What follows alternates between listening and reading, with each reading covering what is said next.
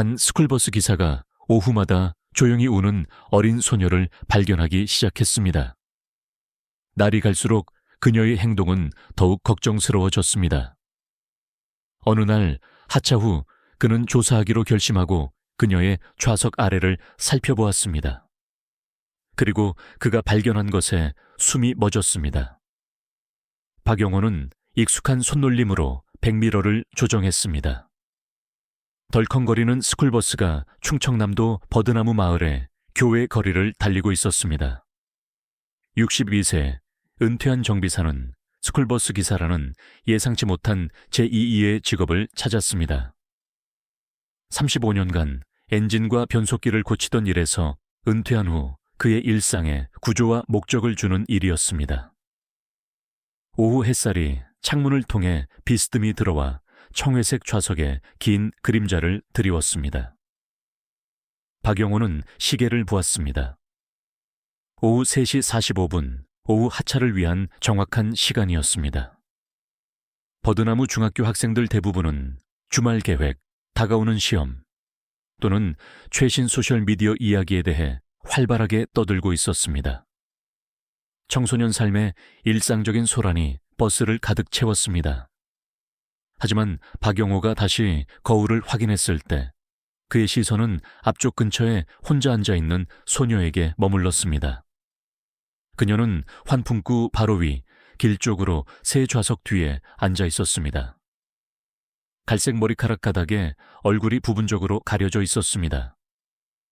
어깨가 앞으로 웅크려 있었고 숨기려 했지만 박영호는 그녀의 손이 가끔 올라와 눈물을 닦는 것을 볼 수 있었습니다. 이것은 그녀가 우는 것을 발견한 지 3일째였습니다. 항상 같은 패턴이었습니다. 버스가 가득 찰 때는 조용하고 절제되어 있다가 학생들이 정류장에서 내리면서 점차 경계를 풀었습니다. 박영호는 눈살을 찌푸렸고 그의 주름진 얼굴에 더 깊은 주름이 새겨졌습니다. 그는 이 노선을 충분히 오래 운전해서 문제가 있는 아이의 신호를 알아볼 수 있었습니다. 학생 명단이 적힌 클립보드를 내려다보며 그는 이미 알고 있던 것을 확인했습니다. 그녀의 이름은 이서연 9학년 B반이었습니다.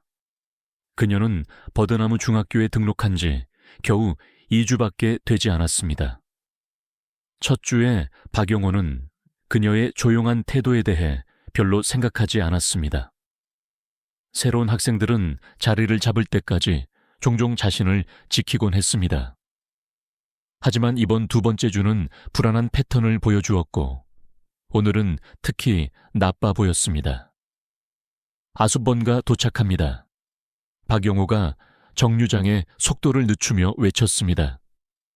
두 남학생이 배낭을 들고 앞으로 나아가 버스에서 내리며 박영호에게 고맙다고 말했습니다. 그는 그들이 집으로 걸어가는 것을 지켜본 후 문을 닫고 노선을 계속했습니다. 정류장마다 버스는 비워져 갔고 박영호는 거울을 통해 서연을 계속 훔쳐보았습니다. 이제 5명의 학생만 남았고 서연의 정류장이 그의 노선의 마지막이었습니다. 버스가 더 비워지자 그녀의 조용한 눈물은 더욱 명확해졌습니다. 한순간 박영호는 뭔가 이상한 것을 발견했습니다. 그가 회전을 할 때 서연이 갑자기 앞으로 몸을 구부리며 손이 좌석 아래로 사라졌습니다. 박영호는 그녀가 무엇을 하는지 명확하게 볼 수 없었습니다. 도로를 주시해야 했지만 그녀가 좌석 아래의 환풍구를 살펴보는 것처럼 보였습니다. 금속성 소리가 이제 조용한 버스를 통해 울렸습니다. 뒤에 괜찮아요. 박영호가 걱정스럽게 불렀습니다. 서연의 머리가 튀어올랐고 그녀의 눈은 놀람으로 커졌습니다. 네, 그녀가 빠르게 말했고 목소리는 거의 들리지 않았습니다. 죄송해요. 휴지를 떨어뜨렸어요. 박영호는 고개를 끄덕이고 도로로 주의를 돌렸지만 뭔가 이상한 느낌이 들었습니다. 그는 길게 생각에 잠긴 숨을 쉬었습니다. 어제 그는 소녀와 대화를 시도했습니다. 그녀의 수업과 적응에 대해 물었지만 그녀는 침묵으로 후퇴하기 전에 한 단어 대답만 제공했습니다. 남은 학생들을 내려준 후 박영호는 마침내 서연의 정류장에 다가갔습니다. 단풍길 끝에 있는 바랜 파란색 외장에 소박한 2층 집이었습니다. 버스를 정류장에 세우면서 박영호는 결정을 내렸습니다. 그는 매일매일 보고 있는 것을 그냥 무시할 수 없었습니다. 마지막 정류장입니다. 그가 문을 열며 발표했습니다. 서연은 분홍색 배낭을 챙기고 일어섰습니다. 움직임이 느렸습니다. 그녀가 박영호를 지나갈 때 그는 그녀의 빨간 눈과 그 아래의 다크서클을 발견했습니다. 좋은 저녁 되세요, 서연아. 그가 부드러운 미소와 함께 말했습니다. 그녀는 눈을 마주치지 않고 고개를 끄덕이며 버스에서 내렸습니다. 그녀가 눈에 띄게 놀라는 가운데 박영호가 그녀를 따라 인도로 내려섰습니다. 왜 절 따라오세요? 그녀가 불안한 목소리로 물었습니다. 박영호는 진정시키는 제스처로 손을 들었습니다. 최근에 버스에서 내가 속상해하는 것을 보지 않을 수가 없었어. 그가 말했습니다. 여러 번 있었거든. 부모님과 함께 모든 게 괜찮은지 확인하고 싶었어. 두려움이 서연의 얼굴을 스쳤지만 그녀는 재빨리 감추려 했습니다. 그럴 필요 없어요. 그녀가 목소리를 약간 높이며 주장했습니다. 별일 아니에요. 학교가 힘들고 이전 학교 친구들이 그리워요. 박영호는 그녀의 얼굴을 연구했습니다. 확신이 서지 않았습니다. 그의 수십 년의 인생 경험은 이야기에 더 많은 것이 있다고 말했지만 그는 너무 세게 밀어붙여 그녀를 겁먹게 하고 싶지 않았습니다. 이해해. 그가 말했습니다. 하지만 때때로 도움이 되는 것은 집의 현관문이 갑자기 활짝 열렸고 그를 가로막았습니다. 한 남자가 현관으로 나왔고 표정은 무표정했습니다. 서연아, 그가 날카롭게 불렀습니다. 안으로 들어와. 서연은 박영회에게 거의 애원하는 듯한 시선을 보낸 후 집을 향해 서둘러 달려갔습니다. 콘크리트 통로를 가로질러 발걸음이 빨랐습니다. 남자의 주의가 박영회에게 돌아갔습니다. 무슨 문제라도 있습니까? 그가 중립적이지만 어딘가 불쾌한 어조로 물었습니다. 박영호는 잠시 망설이다가 다가가기로 결정했습니다. 그는 현관을 향해 걸어가 정중한 거리에 멈췄습니다. 문제는 없습니다. 박영호가 말했습니다. 저는 박영호이고 서연이의 버스 기사입니다. 최근에 집에 오는 길에 서연이가 속상해 보여서 확인하고 싶었습니다. 남자의 표정은 변하지 않았습니다.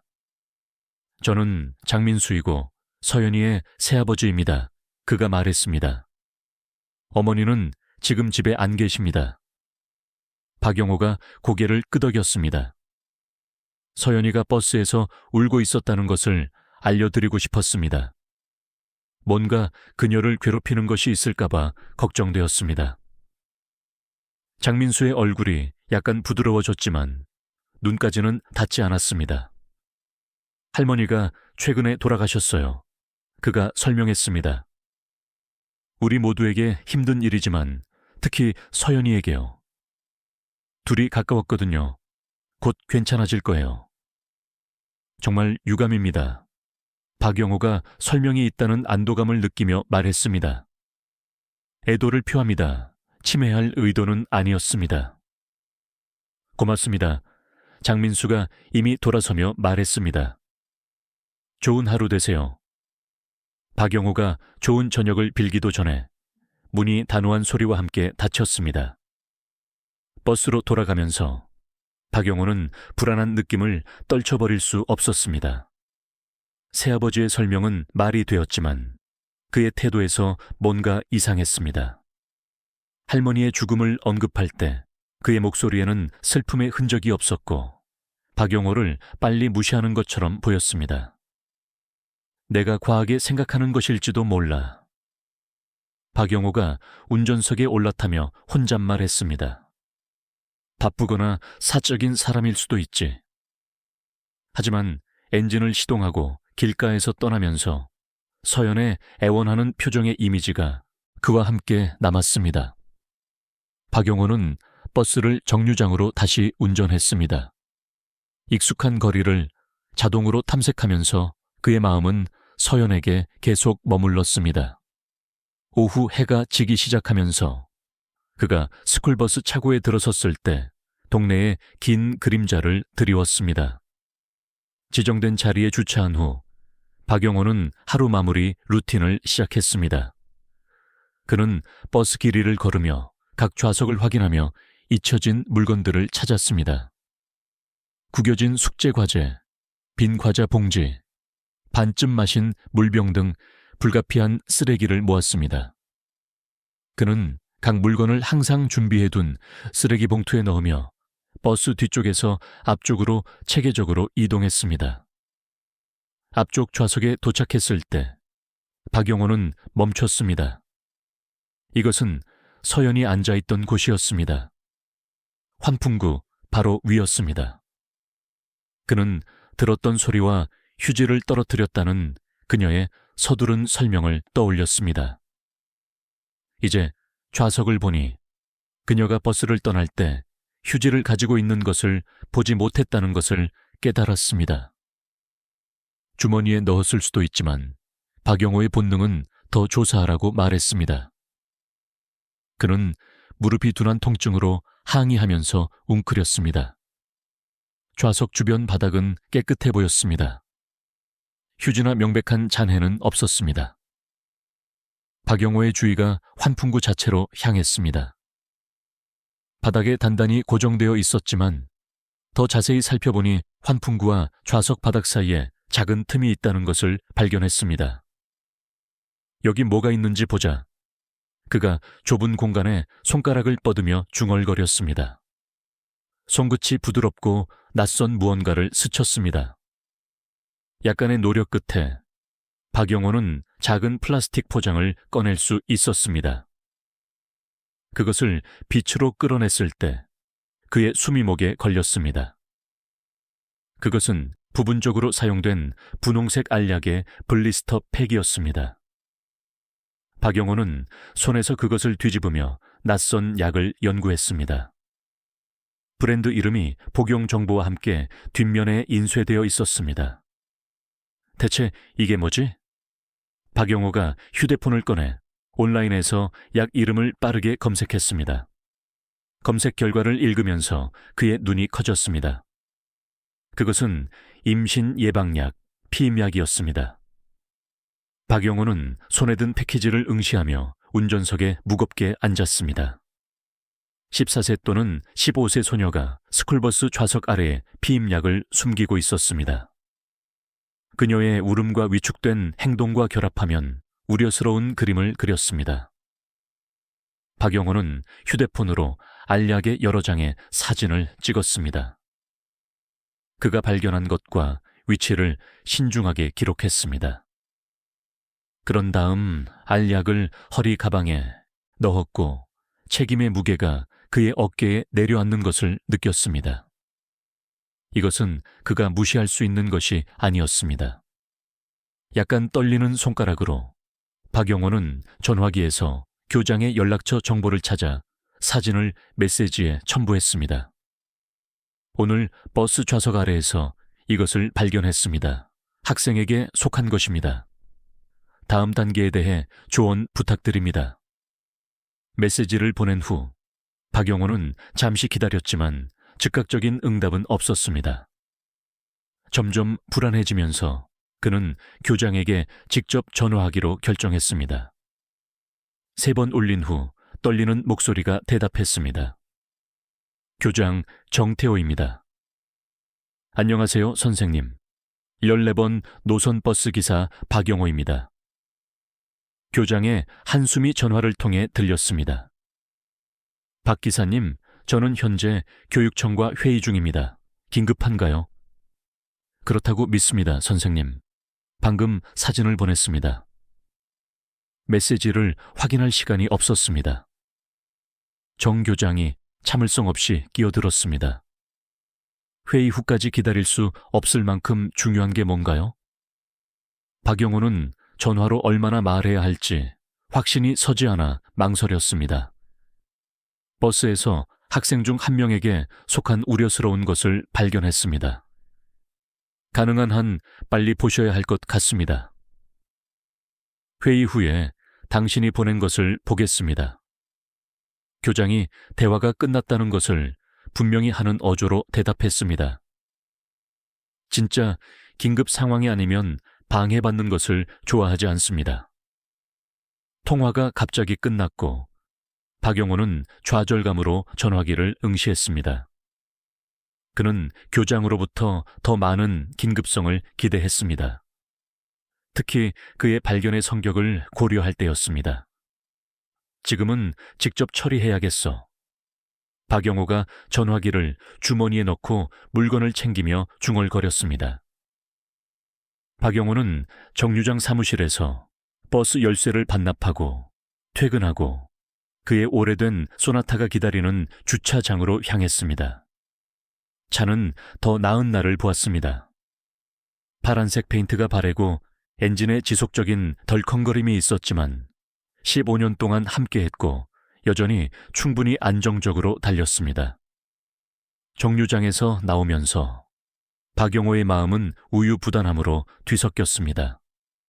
그는 집으로 가는 길이 서연의 집을 바로 지나간다는 것을 알고 있었습니다.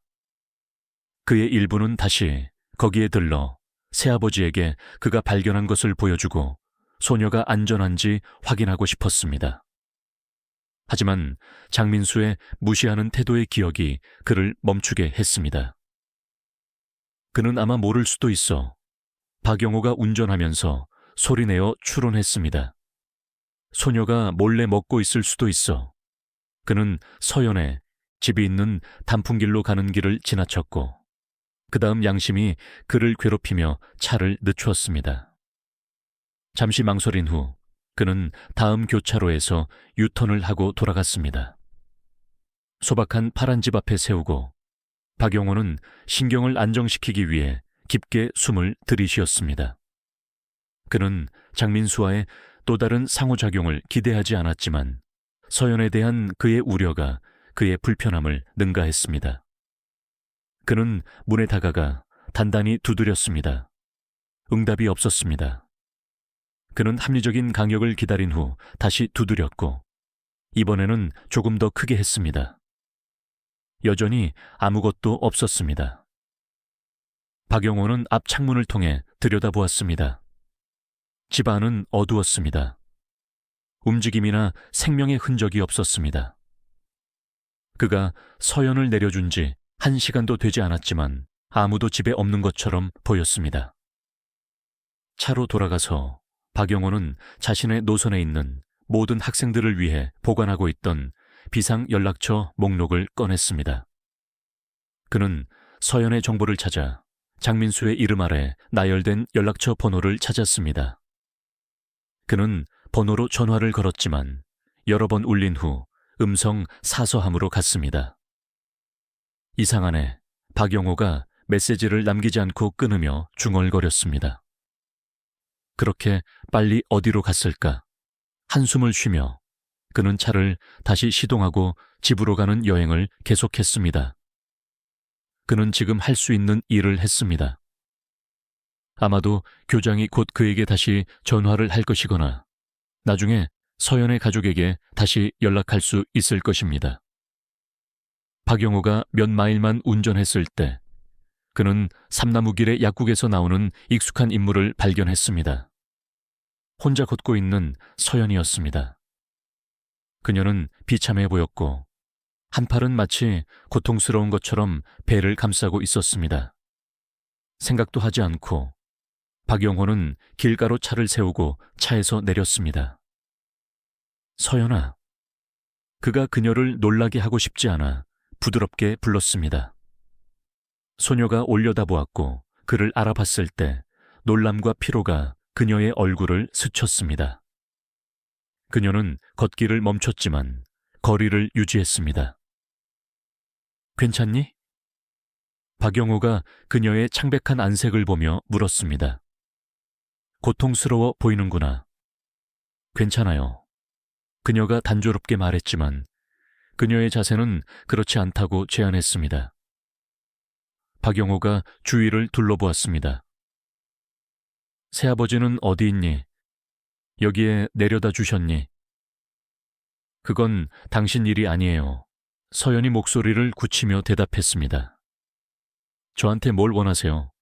박영호가 위협적이지 않은 제스처로 손을 들었습니다. 그냥 걱정되어서 그래. 그가 말했습니다. 몇 년 동안 스쿨버스를 운전했는데 학생이 힘든 시간을 보내고 있을 때 알 수 있어.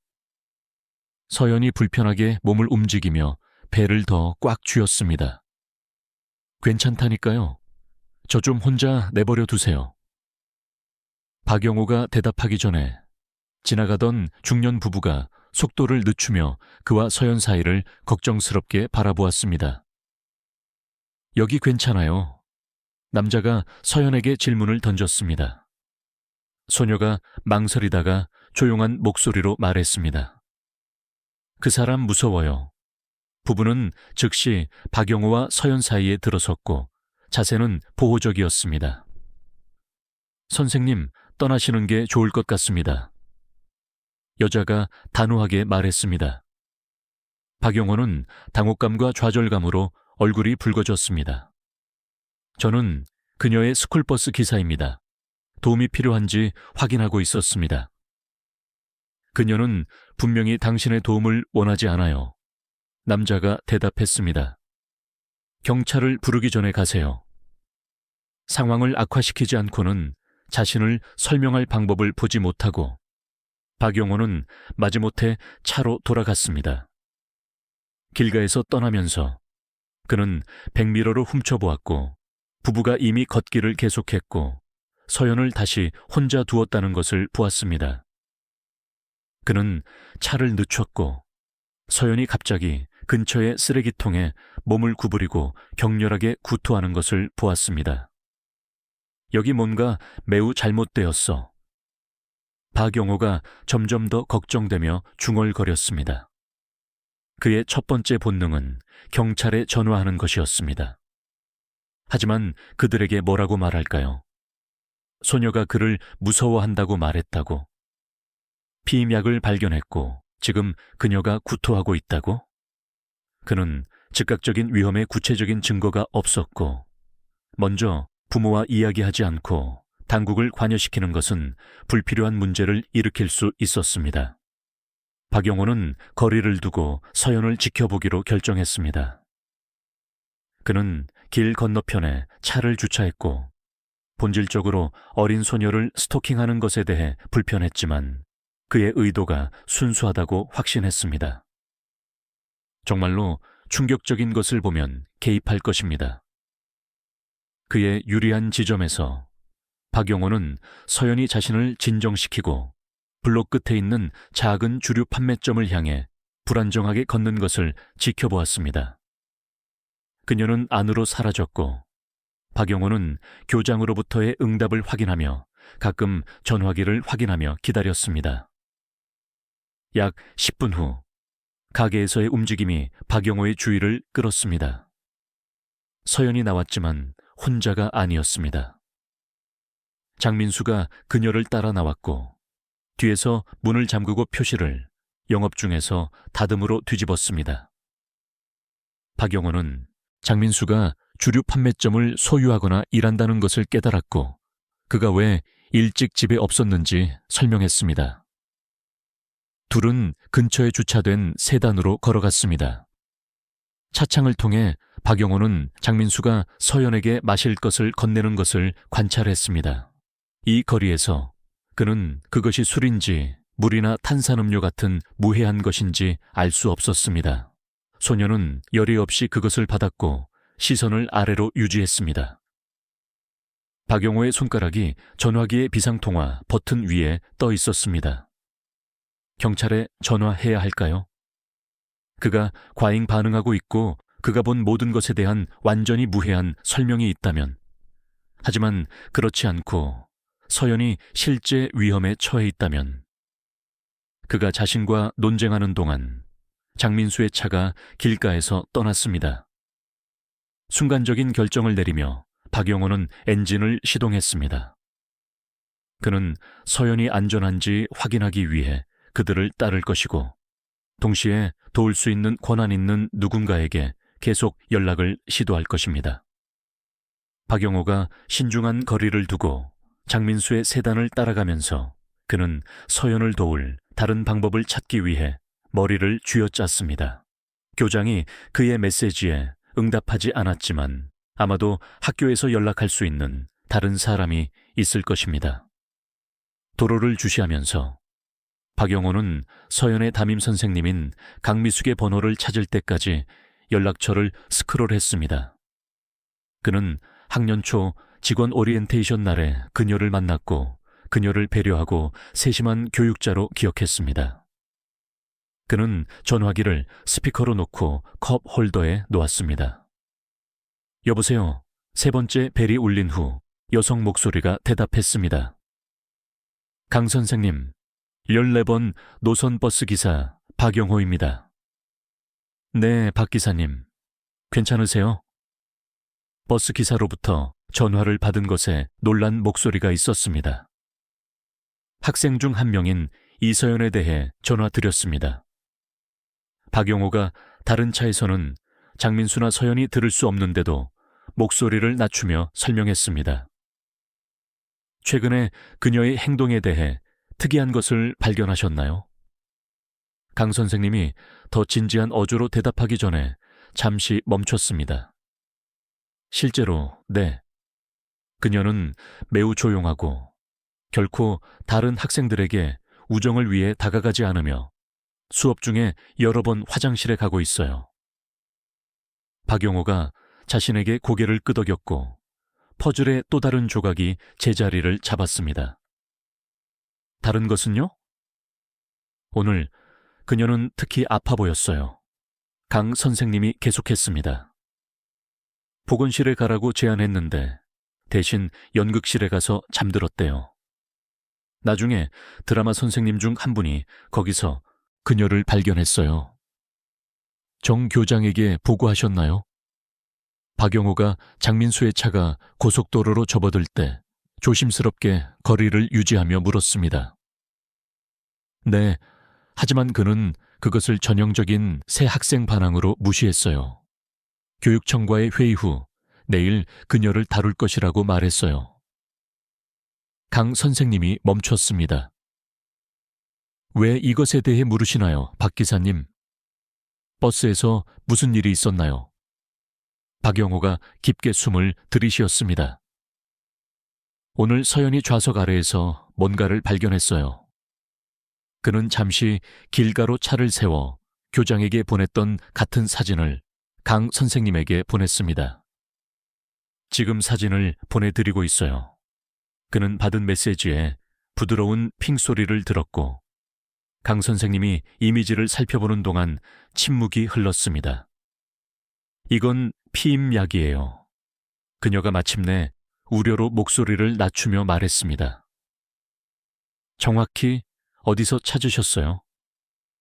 서연이 항상 앉는 좌석 아래 숨겨져 있었어요. 박용호가 확인했습니다. 제가 관찰한 것과 방금 말씀하신 것을 바탕으로 그녀가 매우 걱정돼요. 이건 심각해요. 강 선생님이 동의했습니다. 부모님이 즉시 이에 대해 알아야 해요. 연락하려고 노력했어요. 박용호가 집에 일찍 방문했던 것과 현재 장민수의 차를 따르는 상황을 설명했습니다. 경찰에 전화하는 것을 고려하고 있지만 그게 올바른 조치인지 확실하지 않아요. 아직 경찰에 전화하지 마세요. 강 선생님이 촉구했습니다. 정 교장님의 승인 없이 법 집행기관을 관여시키면 화를 낼 거예요. 먼저 내부적으로 처리하려고 노력해야 해요. 시스템에서 어머니의 연락처 정보를 찾을 수 있는지 확인해 볼게요. 박영호는 장민수의 차가 이제 주거 지역에서 멀리 마을 외곽으로 향하고 있다는 것을 발견했습니다. 지금 마을 외곽으로 운전하고 있어요. 그가 보고했습니다. 그들과 함께 있으면서 서연이 안전한지 확인할 거예요. 조심하세요, 영호 씨. 강 선생님이 주의를 주었습니다. 계속 알려주세요. 그리고 어머니에게 연락하려고 노력할게요. 통화를 끝낸 후 박영호는 장민수의 세단이 고속도로를 계속 내려가는 동안 안전한 거리를 유지하는 데 집중했습니다. 약 45분의 운전 후 그들은 시골 공원을 향해 돌았습니다. 산책로, 피크닉 장소, 작은 호수가 있는 넓은 지역이었습니다. 오후 4시 30분에 가까워지고 있었고 공원은 붐비지 않았지만 여전히 늦은 오후 햇살을 즐기는 몇몇 가족이 있었습니다. 장민수는 입구 근처의 주차장에 주차했고 박영호는 명백하지 않게 관찰할 수 있는 몇 줄 떨어진 곳에서 자리를 찾았습니다. 그는 장민수와 서연이 차에서 내려 피크닉 지역을 향해 걷는 것을 지켜보았습니다. 장민수는 작은 쿨러를 들고 있었고 서연은 그의 뒤를 따랐습니다. 자세는 주저함을 암시했습니다. 박영호는 그들이 자리를 잡을 때까지 기다렸다가 조심스럽게 자신의 차량에서 나와 도보로 따라갔습니다. 거리를 유지하면서도 그들을 시야에 유지했습니다. 박영호의 위장에 불안감이 당겼지만 그는 단지 정기적인 가족 피크닉이기를 바랐습니다. 하지만 이것이 단지 무해한 가족 나들이라면 왜 소녀가 그렇게 비참해 보였을까요?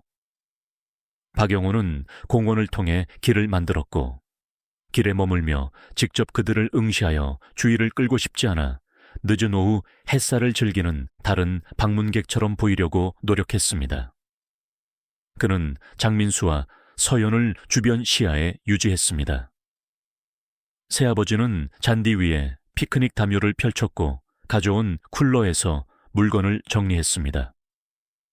박영호는 장민수가 자신을 위해 맥주 한 병을 열고 서연에게 캔에 담긴 탄산음료처럼 보이는 것을 건네는 것을 관찰했습니다. 그 광경에 안도감이 박영호를 휩쓸었습니다. 적어도 장민수는 일찍 두려워했던 것처럼 미성년자에게 술을 주지 않았습니다. 근처 벤치의 유리한 지점에서 박영호는 그들의 상호작용을 지켜보았습니다. 캐주얼한 관찰자들에게는 정상적인 가족 피크닉처럼 보였을지 몰라도 그에게는 분명히 불편해 보였습니다.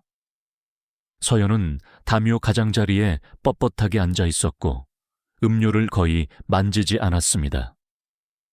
그녀는 시선을 땅에 고정했고 장민수의 가끔 코멘트에 최소한의 움직임으로 반응했습니다. 한 시점에서 장민수가 손을 뻗어 서연의 어깨에 손을 놓았고 농담하는 마사지처럼 보였습니다. 소녀는 즉시 긴장했고 놀라운 힘으로 그의 손을 밀어냈습니다. 장민수는 웃어 넘겼지만 박영호는 그의 표정에서 짧은 분노에 섬광을 볼 수 있었습니다. 내가 과하게 반응하고 있는 것일지도 몰라. 박영호가 의심이 스며들며 혼잣말했습니다. 아마도 서연이 장민수가 주장한 것처럼 할머니의 죽음을 정말로 슬퍼하고 있을지도. 아마도 피임약은 자신과 같은 나이의 소년과의 관계와 관련이 있을지도. 그렇게 어린 누군가에게는 문제가 되지만 반드시 사악한 것은 아니야. 박영호가 떠나서 교장이 내일 상황을 처리하도록 허용하는 것을 고려하고 있을 때 그는 3명의 남자가 장민수와 서연의 피크닉 장소에 다가오는 것을 발견했습니다. 그들은 30대 또는 40대였고 캐주얼하게 옷을 입었지만 그들의 태도에는 즉시 박영호를 경계하게 만드는 강렬함이 있었습니다. 장민수가 일어나 그들을 맞이했고 한 명을 등에 때리며 웃었고 마치 오랜 친구인 것처럼 보였습니다. 박영호가 그의 위치에서 들을 수 없는 짧은 대화 후 장민수가 서연에게 일어나라고 손짓했습니다. 5명, 장민수, 서연, 그리고 3명의 남자가 피크닉 지역에서 멀리 공원의 유지보수 창고처럼 보이는 평범한 흰색 건물을 향해 걷기 시작했습니다.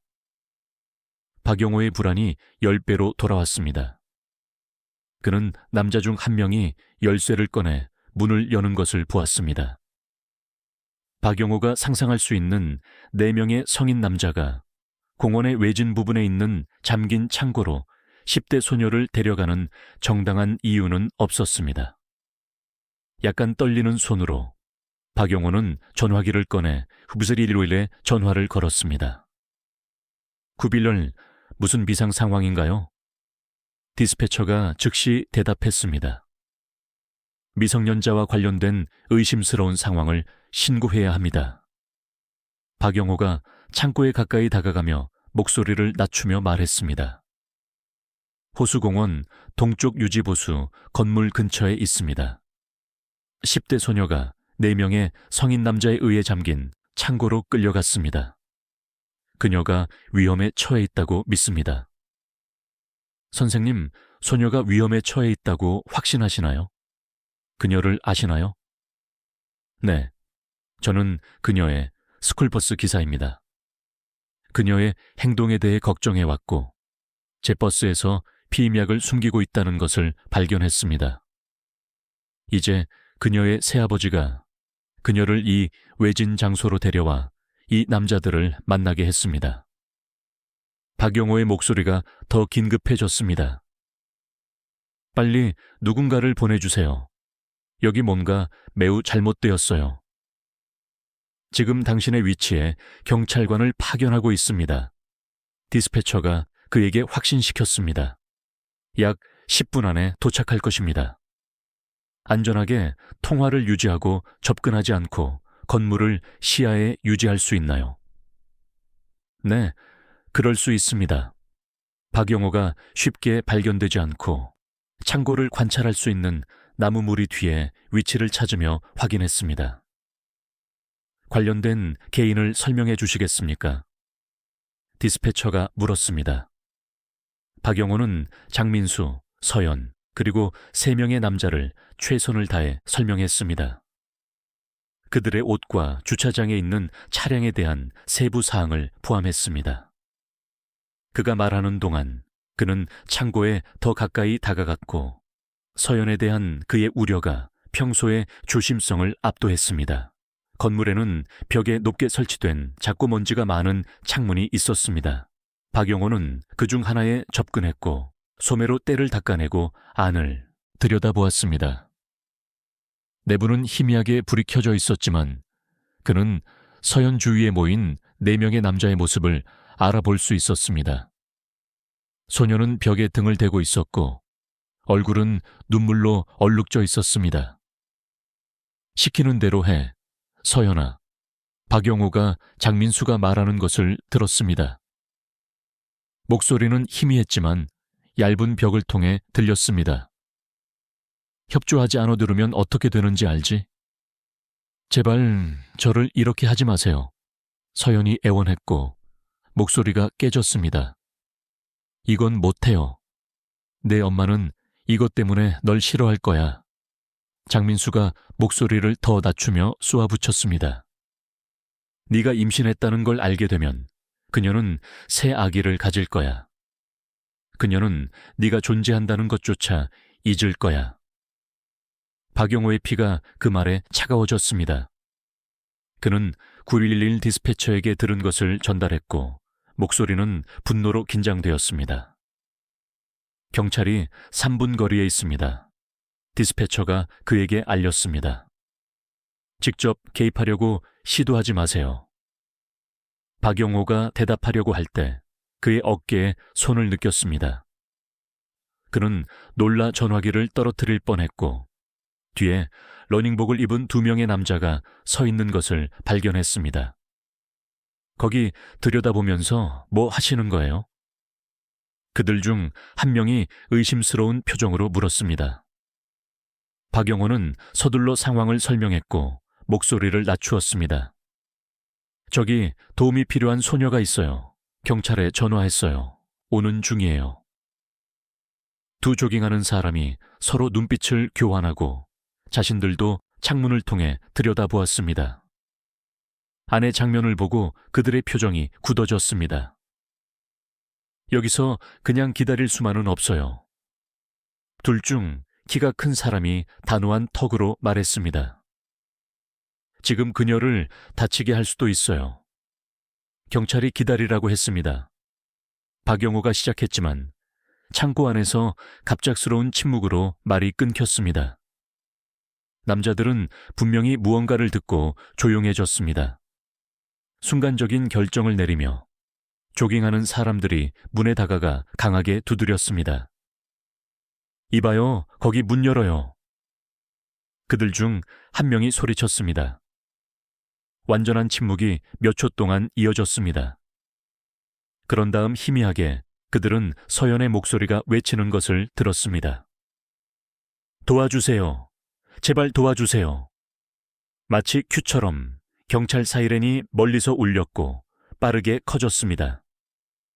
두 대의 순찰차가 불빛을 깜박이며 공원으로 들어왔고 4명의 경찰관이 무기를 뽑으며 빠르게 현장에 접근했습니다. 경찰이다. 안에 있는 모든 사람, 손을 보이게 나와라. 한 경찰관이 문을 통해 명령했습니다. 즉각적인 응답이 없자 경찰관들이 빠른 말을 교환한 후 한 명이 순찰차로 돌아가 무거운 도구를 꺼냈습니다. 숙련된 효율성으로 그들은 문을 부수었고 자물쇠에 주위의 나무가 갈라졌습니다. 손들어, 지금 무릎 꿇어. 경찰관들이 창고에 들어가며 소리쳤습니다. 남자 중 3명은 즉시 순응했고 손을 든 채 무릎을 꿇었습니다. 하지만 장민수는 서연 근처에 서 있었고 그녀는 바닥에 웅크리고 있었습니다.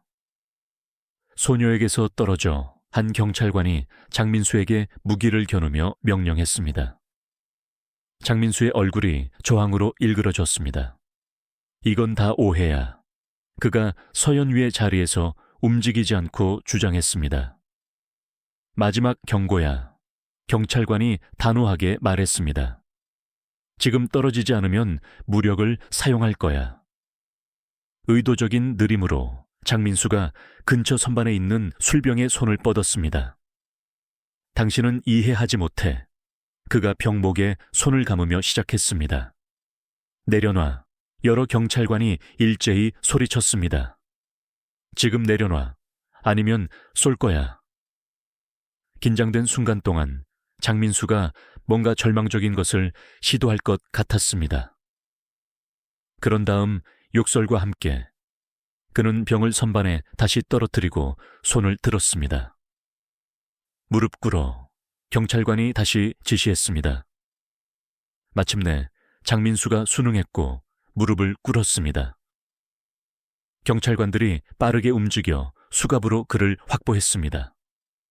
그들이 남자들을 하나씩 밖으로 이끌어낼 때 장민수의 시선이 밖에 서 있는 박영회에게 고정되었습니다. 그의 얼굴이 분노로 일그러졌습니다. 그리고 갑작스러운 힘의 폭발로 그는 박영호를 향해 돌진했고 경찰관의 소나귀에서 거의 벗어날 뻔했습니다. 너, 이건 네 잘못이야. 그가 소리쳤고 경찰관들이 그를 완전히 제지하기 전에 박영호를 들이받으려고 시도했습니다. 박영호가 뒤로 물러섰고 남자의 폭력에 충격이 그를 관통했습니다.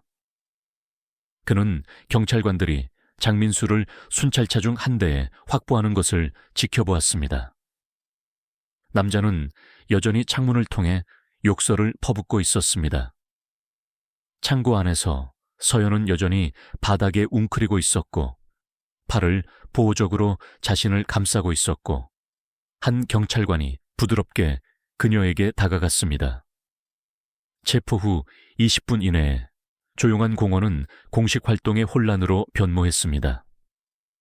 2대의 추가 경찰차가 구급차와 사회복지사를 태운 차량과 함께 도착했습니다. 노란 범죄 현장 테이프가 창고 주변 지역을 차단했고 경찰관들이 박영호와 개입을 도운 2 조깅하는 사람으로부터 진술을 받고 있었습니다. 응급구조사들이 서연을 구급차 뒷부분에 앉도록 안내했고 그곳에서 그들은 그녀의 생체 신호를 확인하고 온화한 저녁 기온에도 불구하고 담요를 제공했습니다. 한 여성사회복지사가 그녀 옆에 앉아 박영호가 서 있는 곳에서 들을 수 없는 부드러운 어조로 말했습니다. 박영호는 2 조깅하는 사람이 진술을 마무리하는 것을 지켜보았습니다. 그들은 떠나면서 그에게 고개를 끄덕였고 한 명은 그에게 존경하는 엄지손가락을 올렸습니다. 박영호는 그들의 개입에 깊은 감사를 느꼈습니다. 그냥 지나칠 수도 있었는데 개입하기로 선택한 낯선 사람들이었습니다. 경찰이 자신의 진술 기록을 마무리할 때 박영호는 서연이 자신의 방향을 훔쳐보는 것을 보았습니다. 여전히 울음에서 빨간 그녀의 눈에는 새로운 표현이 있었습니다. 주저하는 감사였습니다. 그녀가 사회복지사에게 무언가를 말했고 그녀가 고개를 끄덕이며 박영호에게 다가오라고 손짓했습니다. 박영호는 그녀가 겪은 모든 것 후에 소녀를 압도하고 싶지 않아 천천히 걸어갔습니다. 고맙습니다. 서연이 그가 구급차에 도착했을 때 조용히 말했고 목소리는 울음으로 쉬어 있었습니다. 박영호가 고개를 끄덕였고 모기 감정으로 조였습니다. 지금 안전하다니 다행이야. 그는 그녀의 눈높이에 맞추기 위해 웅크렸고 허리 가방에 손을 뻗어 일찍 발견한 알약을 조심스럽게 꺼냈습니다. 그는 서연과 참석한 관리들에게 그것을 보여주었습니다. 서연아, 그가 부드럽게 말했습니다. 버스에서 네 좌석 아래에서 이걸 발견했어. 새아버지가 너에게 하고 있던 일 때문에 이 약을 먹고 있었다면 이 사람들에게 설명해야 할 것 같아. 서연의 얼굴이 알약을 보고 무너졌고 새로운 눈물이 뺨을 타고 흘러내렸습니다. 그녀는 박영호, 사회복지사, 그리고 그들과 합류한 여성 경찰관 사이를 바라보았습니다. 괜찮아, 서연아. 사회복지사가 그녀를 안심시켰습니다. 넌 곤란에 처한 게 아니야.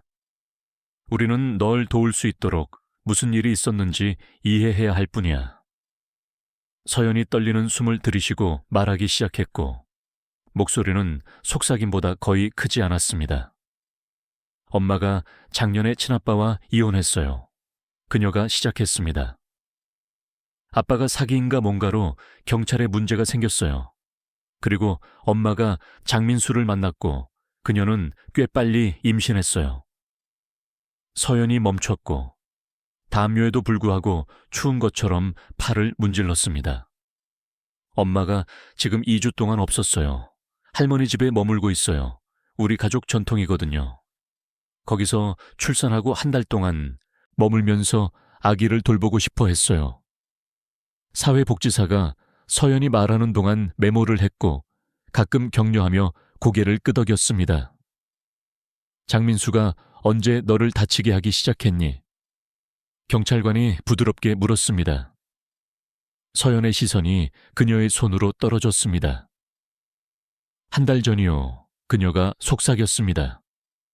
그는 제가 자고 있을 때 밤에 제 방에 들어오기 시작했어요. 너무 무서웠지만 그는 누구에게도, 특히 엄마에게 말하면 우리와 아기도 죽일 거라고 말했어요. 그녀의 목소리가 깨졌습니다. 그래서 저는 계속 조용히 있었어요. 그리고 약은? 박영호가 피임약 패키지를 가리키며 부드럽게 촉구했습니다. 아침에 몸이 아프기 시작했어요. 서연이 계속했습니다. 학교에서 한 여자아이가 눈치채고 임신 예방약을 먹어야 한다고 말했어요. 실제로 이해하지 못했지만 그녀는 임신하지 않도록 도와줄 거라고 말했고 그래서 저축한 돈으로 샀어요. 응급구조사가 사회복지사와 시선을 교환했고 둘 다 걱정스러워 보였습니다. 서연아, 응급구조사가 조심스럽게 말했습니다. 이미 몸이 아팠다면 아침 멀미처럼 예방약은 도움이 되지 않아. 그것은 일어나기 전에 임신을 예방하기 위한 거야. 이미 시작된 것을 끝내는 게 아니야. 서연이 올려다보았습니다.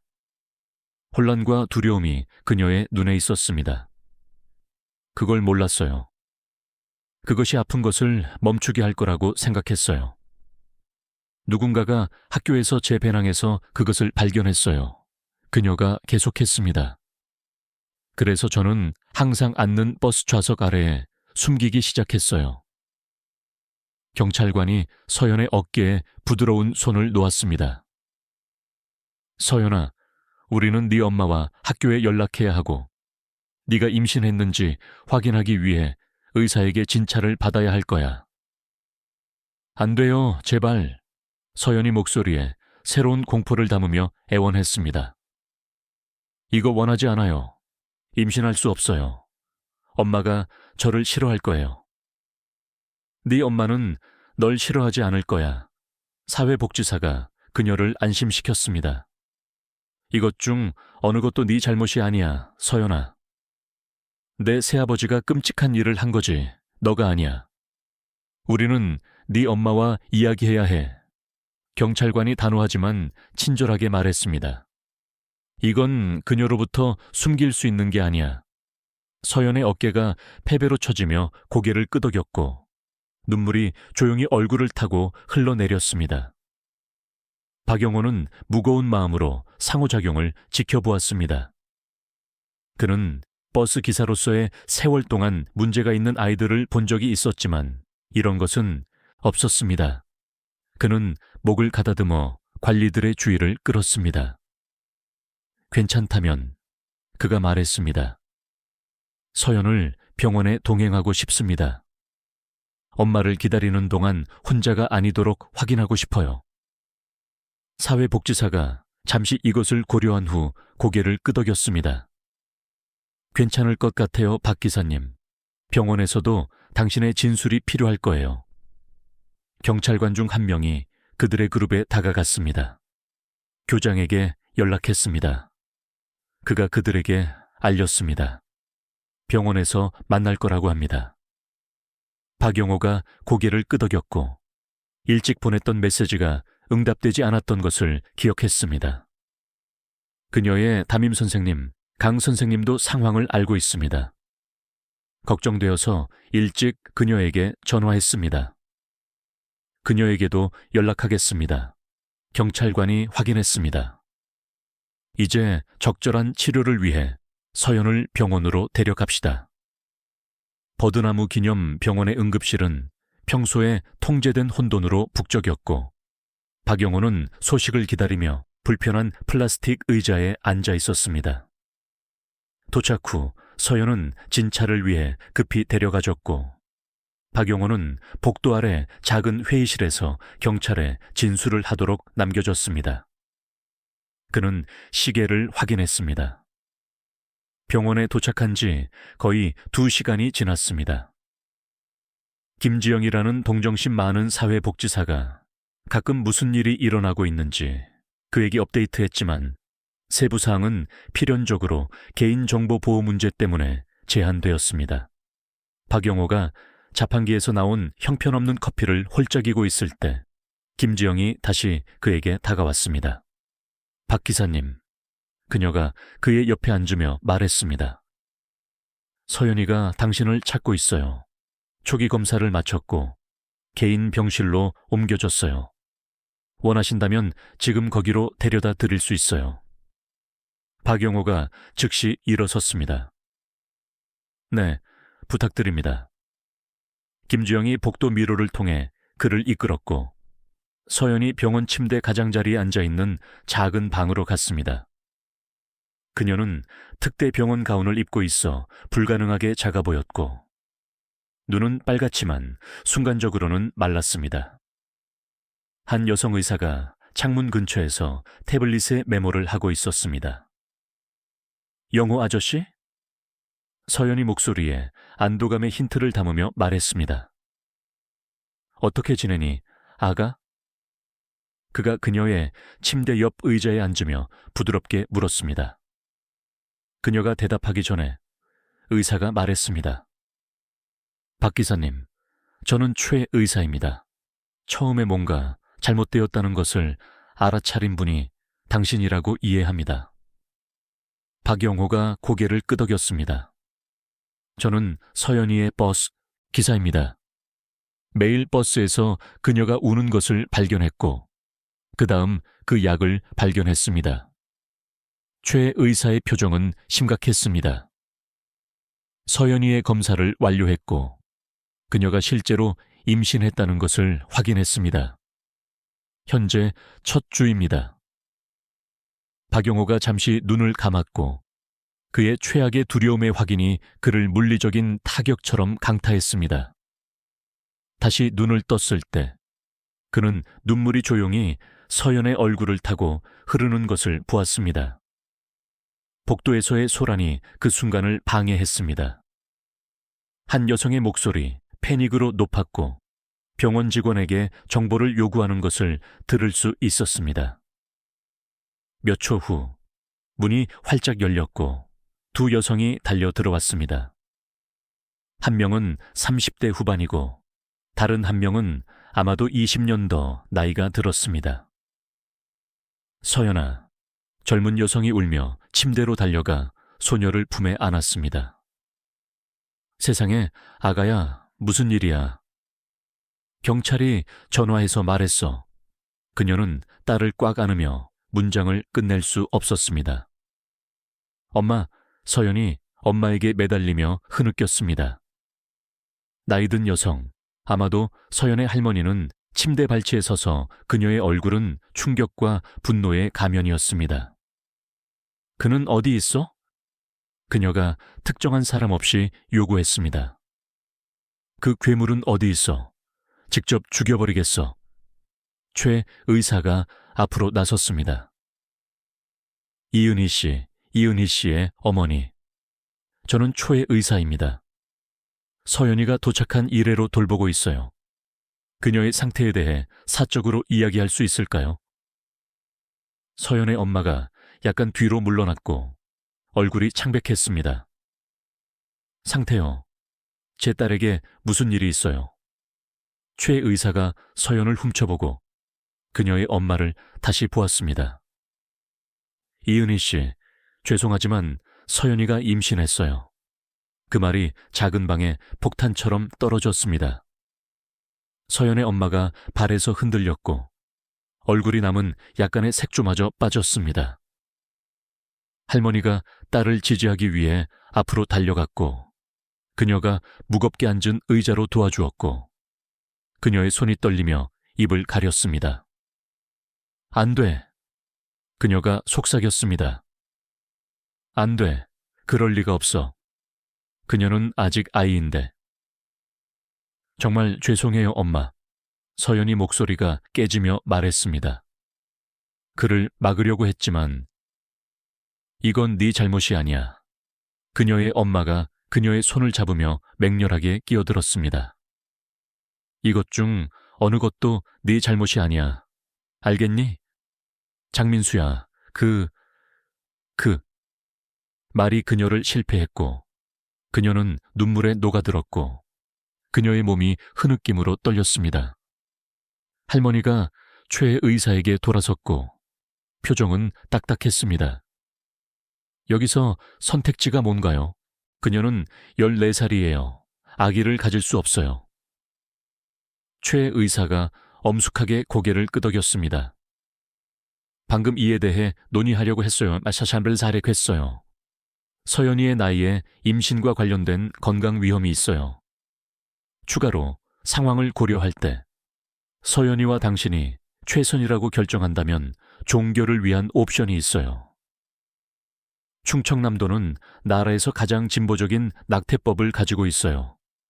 김지영이 부드럽게 덧붙였습니다. 그것이 당신이 선택하는 길이라면 법적 장벽은 없을 거예요. 박영호는 이 깊이 개인적인 가족 순간에 침입자처럼 느껴지며 조용히 일어섰습니다. 여러분께 프라이버시를 드려야 할 것 같습니다. 그가 문을 향해 움직이며 말했습니다. 기다려요. 서연이 외쳤습니다. 아직 가지 마세요. 그녀의 엄마가 돌아섰고 처음으로 박영호를 알아차린 것 같았습니다. 당신은 누구세요? 이분은 박영호 씨예요. 이은희 씨, 김지영이 설명했습니다. 서연이의 스쿨버스 기사예요. 뭔가 잘못되었다는 것을 알아차리고 궁극적으로 당국에 경보를 울린 분이에요. 할머니가 박영호에게 다가갔고 눈에 눈물이 고였습니다. 우리 아이를 구해주셨어요. 그녀가 그의 손을 맹렬하게 쥐며 말했습니다. 고맙습니다. 고맙습니다. 박영호가 칭찬에 불편하게 고개를 끄덕였습니다. 누구나 해야 할 일을 했을 뿐입니다. 서연의 엄마가 발로 일어서려고 애쓰다가 예기치 않게 박영호를 껴안았습니다. 고맙습니다. 그녀가 떨어지기 전에 속삭이며 눈물을 닦았습니다. 문을 두드리는 소리가 경찰관의 입장에 앞섰습니다. 박 기사님, 잠시 말씀드려도 될까요? 박영호가 고개를 끄덕이고 복도로 경찰관을 따라갔고 가족이 의사와 사회복지사와의 사적인 논의를 남겨두었습니다. 상황에 대해 업데이트를 드리고 싶었습니다. 경찰관이 조용한 구석에서 혼자 있을 때 말했습니다. 장민수는 구금 중이고 여러 심각한 범죄로 기소되었습니다. 그는 말하지 않고 있지만 우리가 그와 함께 체포한 세 남자는 가명을 대가로 협조하고 있습니다. 그들이 뭐라고 말했나요? 박영호가 물었습니다. 그들의 진술에 따르면 장민수는 약탈적 행동의 역사를 가지고 있습니다. 그는 특히 딸이 있는 미혼모를 표적으로 삼았습니다. 경찰관의 표정이 굳어졌습니다. 그는 서연이가 첫 번째 결혼해서 나왔기 때문에 질투했습니다. 그는 그녀를 이용했고 그녀의 엄마가 그녀를 거부하고 자신과 다가오는 아이에게만 집중하도록 그녀의 정신을 부수고 싶었습니다. 박영호는 계산된 잔인함에 메스꺼움을 느꼈습니다. 그가 보석으로 나올 수 있나요? 경찰관이 고개를 저었습니다. 가능성이 없습니다. 우리가 가진 증거와 다른 남자들의 증언으로 그는 심각한 징역형에 직면하고 있고 우리는 그가 다른 피해자들과도 이런 행동 패턴을 가지고 있는지 조사하고 있습니다. 박영호가 고개를 끄덕였고 남자가 정의를 마주하게 될 것에 안도했습니다. 교장과 강 선생님은요? 오늘 일찍 두 분 모두에게 연락했는데요. 두 분 모두 경찰서에서 진술을 하고 계십니다. 경찰관이 확인했습니다. 학교 측에서 학대의 징후를 알아차리거나 대응하는 데 어떤 과실이 있었는지 파악하려고 노력하고 있습니다. 박영호가 자신도 모르게 참고 있던 숨을 내쉬었습니다. 좋습니다. 그거 좋네요. 재판이 열리면 증언해야 할 필요가 있을 겁니다. 경찰관이 덧붙였습니다. 하지만 그건 나중 일이에요. 지금은 집에 가서 쉬세요. 오늘 충분히 하셨어요. 박영호가 고개를 끄덕였고 갑자기 뼛속 깊이 내려앉은 피로를 의식했습니다. 그러겠습니다. 그가 약속했습니다. 박영호가 경찰에게 진술을 한 방에서 나왔고 하루의 피로가 마침내 그의 뼈에 내려앉았습니다. 복도를 걸어가는 동안 그는 대기 공간에 혼자 앉아있는 한 여성을 발견했습니다. 그녀의 눈은 울음으로 빨갛고 한 손은 무거운 임신한 배에 보호적으로 얹혀 있었습니다. 그녀가 박영호가 다가올 때 올려다보았고 인식이 그녀의 얼굴을 스쳤습니다.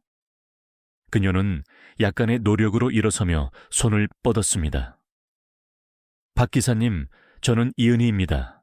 서연이의 엄마예요. 그녀의 목소리는 부드러웠지만 안정적이었습니다. 제 딸을 위해 해주신 일에 대해 제대로 감사를 드리지 못했어요. 박영호가 그녀의 손을 부드럽게 잡았습니다. 영호라고 불러주세요. 그리고 감사는 필요 없어요. 서연이는 어떻게 지내나요? 이은희가 그녀 옆에 빈 좌석을 가리켰고 박영호가 앉았습니다. 그녀는 피곤한 한숨과 함께 의자에 다시 가라앉았습니다. 의사가 그녀가 실제로 임신했다는 것을 확인했어요. 지금 첫 주입니다. 이은희의 목소리가 약간 걸렸습니다. 우리에게 선택지를 설명했어요. 그녀는 무릎에서 손을 비틀었습니다. 이런 불가능한 상황이에요. 제 딸이 제 남편의 아이를 임신하고 있는데 저도 그의 아이로 8개월 임신했어요. 박영호는 침묵을 유지했고 그런 상상할 수 없는 짐을 덜어줄 수 있는 말이 없다는 것을 이해했습니다. 의심하지 못했어요. 이은희가 속삭임보다 거의 크지 않은 목소리로 계속했습니다. 아기를 준비하기 위해 어머니 집에 머무는 동안 서연이를 장민수와 함께 두는 것이 옳은 일이라고 생각했어요. 우리 가족은 이런 전통이 있어요. 그녀는 고개를 저으며 말을 멈췄습니다. 어떻게 이렇게 눈이 멀 수 있었을까요? 알 수 없었을 거예요. 박영호가 부드럽게 말했습니다. 장민수 같은 남자들은 전문적인 조종자예요. 그들의 진짜 본성을 숨깁니다. 이은희가 고개를 끄덕였지만 확신하지 못하는 것 같았습니다. 그녀가 일어서기 시작했고 한 손이 의자 팔걸이를 받치고 있었습니다. 서연이에게 돌아가야 해요. 다음에 무슨 일이 일어날지에 대해 아직 논의할 것이 많아요. 그녀가 발로 일어설 때 서연이의 할머니인 박엘레나가 복도에서 다가왔습니다. 그녀의 얼굴은 지쳐 있었고 눈은 울음으로 빨갰지만 그녀는 엄격한 품위로 자신을 유지했습니다. 은희야, 서연이가 너를 찾고 있어. 그녀가 말한 후 박영호에게 돌아섰습니다. 박 기사님, 제대로 소개받지 못한 것 같네요. 저는 박엘레나입니다. 서연이의 할머니예요. 박영호가 일어나 그녀의 손을 잡았습니다. 만나서 반갑습니다, 박 여사님. 더 나은 상황에서 만났으면 좋았을 텐데요. 갑자기 이은희가 날카롭게 숨을 헐떡이며 몸을 구부렸고 얼굴이 고통으로 일그러지며 복부를 움켜쥐었습니다. 은희야, 엘레나가 딸 옆으로 달려갔습니다. 무슨 일이야? 아기가, 이은희가 이를 악물며 말했습니다. 오는 것 같아요. 박영호가 즉시 도움을 요청했고 순간 안에 의료진이 그들에게 모여들었습니다. 이은희의 양수가 터졌고 진통이 빠르게 왔습니다. 그녀는 겨우 38주예요. 엘레나가 의사에게 떨리는 목소리로 말했습니다. 아기는 2주 후에 예정이었어요. 스트레스가 조기 진통을 유발했을 가능성이 있습니다. 의사가 휠체어에 이은희를 돕는 동안 설명했습니다. 즉시 산부인과로 가야 합니다. 그들이 그녀를 데려가기 시작할 때 이은희가 손을 뻗어 박영호의 손목을 잡았습니다. 제발. 그녀가 또 다른 진통을 통해 숨을 헐떡였습니다. 서연이와 함께 있어주세요. 혼자 두지 마세요. 박영호가 고개를 끄덕였습니다. 약속합니다. 엘레나가 갈라져 보였고 데려가는 딸과 서연의 방 방향 사이를 훔쳐보았습니다.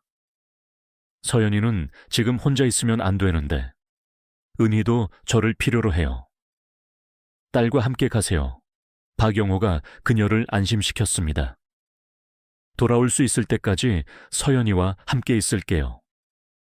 엘레나가 잠깐만 망설인 후 고개를 끄덕였습니다. 고맙습니다. 가능한 한 빨리 돌아올게요. 엘레나가 딸을 이송하는 의료팀을 서둘러 따라가면서 박영호는 조심스럽게 서연의 방에 들어갔습니다. 소녀는 침대 가장자리에 앉아 있었고 얼굴은 두려움과 혼란의 가면이었습니다. 엄마 괜찮으실까요? 그녀가 박영호를 보자마자 물었습니다. 내 엄마는 강해. 박영호가 그녀의 침대 옆 의자에 앉으며 안심시켰습니다. 의사들이 잘 돌보고 있어. 서연이 고개를 끄덕였지만 확신하지 못하는 것 같았습니다. 우리가 무엇을 할지에 대해 이야기하다가 엄마가 너무 화가 났어요. 그녀의 손이 무의식적으로 배로 갔습니다. 할머니는 제가 그것을 지켜야 한다고 말씀하셨어요. 다른 누군가의 것이라고 말할 수 있다고. 학교의 남자아이나 뭔가. 박영호는 표정을 중립적으로 유지했지만 내적으로는 그 제안에 대해 걱정했습니다. 내 엄마는 뭐라고 해놨으니? 정말 화가 났어요. 제가 제 인생을 희생하거나 그 상기시키는 것을 영원히 가지고 있게 하지 않을 거라고 말했어요. 서연의 목소리가 속삭임으로 떨어졌습니다. 그들은 잠시 침묵 속에 앉았고 서연이 다시 말하기 전에 그녀의 목소리는 너무 조용해서 박영호가 앞으로 몸을 기울여야 들을 수 있었습니다. 할머니가 간호사와 이야기하는 것을 들었어요. 새아기가 곧 올 거라고. 엄마가 저를 위한 시간이 더 없을 거고 저를 덜 사랑할 거라고. 간호사가 그냥 있잖아요. 박영호가 서연에게 돌아섰고 신중하게 말을 선택했습니다. 서연아, 중요한 걸 말해주고 싶어. 그가 말했습니다. 저는 5명의 자녀가 있어요.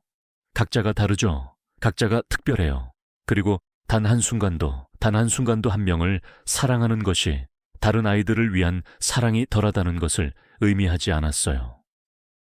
서연이 그를 올려다보았고 그녀의 눈이 커졌습니다. 사랑은 그런 식으로 작동하지 않아. 박영호가 계속했습니다. 새로운 사람이 올 때 각 사람이 더 작은 조각을 얻는 파이처럼이 아니야. 그것은 더 많은 것 같아. 그는 올바른 은유를 찾았습니다. 양초가 다른 양초에 불을 붙이는 것 같아. 첫 번째 불꽃이 작아지지 않아. 대신 그냥 더 많은 빛이 있어. 정말로 그렇게 믿으세요? 서연이 작은 목소리로 물었습니다. 알아. 박영호가 단언했습니다. 내 엄마는 너를 사랑해, 서연아. 새아기가 그것을 바꾸지 않을 거야. 그리고 네 자신의 상황에 대해 어떤 결정을 내리든 그것도 너에 대한 그녀의 사랑을 바꾸지 않을 거야.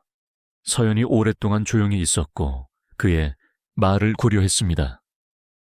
마침내 그녀가 미소의 그림자와 함께 그를 올려다보았습니다. 그 약을 찾아주셔서 고마워요, 영호 아저씨. 그리고 오늘 저희를 따라와 주셔서요. 너무 무서웠어요. 뭔가 잘못되었다는 것을 알았을 때 그냥 외면할 수 없었어. 박영호가 단순하게 말했습니다. 그게 죄가 아니거든요. 이은희와 아기에 대한 소식을 기다리며 함께 앉아 있을 때 박영호는 그를 여기로 데려온 사건들을 되돌아보았습니다.